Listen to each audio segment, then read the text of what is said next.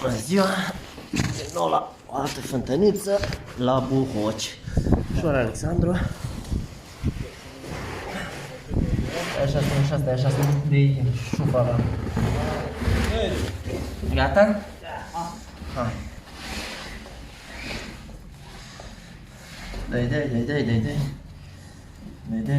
Dai.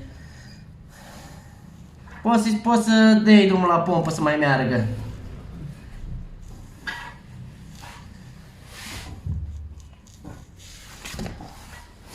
Nu pot să dau tare, că e roata mică.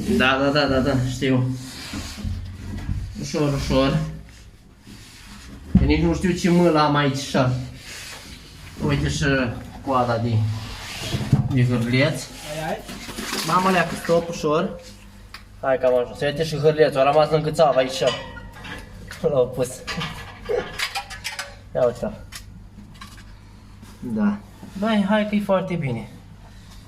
Deci e foarte bine. Chiar arată foarte bine, uite.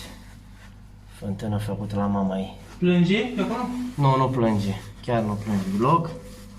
Deși e făcută mama masă. Nu plânge, râde. Da.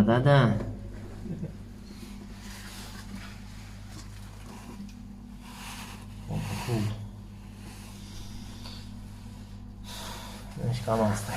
Încheie aici filmare.